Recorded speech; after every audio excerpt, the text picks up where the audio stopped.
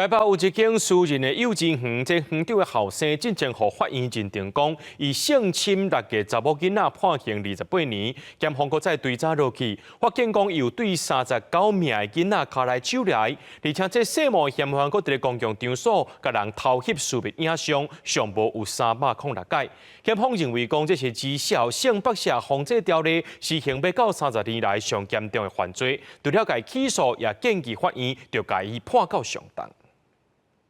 法警前后介护出庭，这个就是台北私有案被告毛俊新侵犯6个查某囡仔，犯224条罪，一审予人判28年刑期。专案当地2审审理，不过检方扩大追查，又搁查出另外39个细汉囡仔受害，22个提起公诉，建请法院判上当刑。依涉犯刑法加重强制性交、加重强制猥亵等罪嫌，依法提起公诉。检方严厉控诉毛俊新本身是教保员，利用细汉囡仔的善意甲信任做不实的行为，佮把犯案的过程全程翕落来，嘛互人发现调监视器转录囡仔换衫的画面，甚至毋若伫咧幼保机构，就连公共场所伊嘛四界犯案，为车路商场甲公园拢警未成年之小，趁机会翕性影像，敢若检方的调查就至少306解。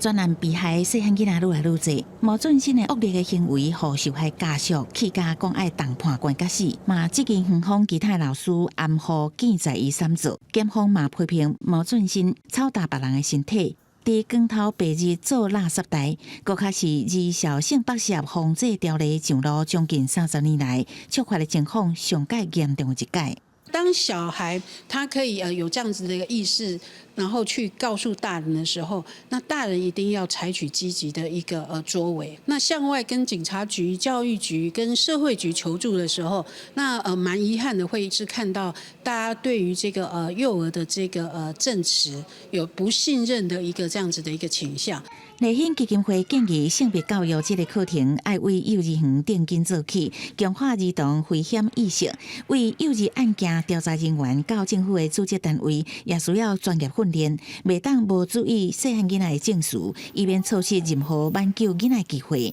记者综合报道。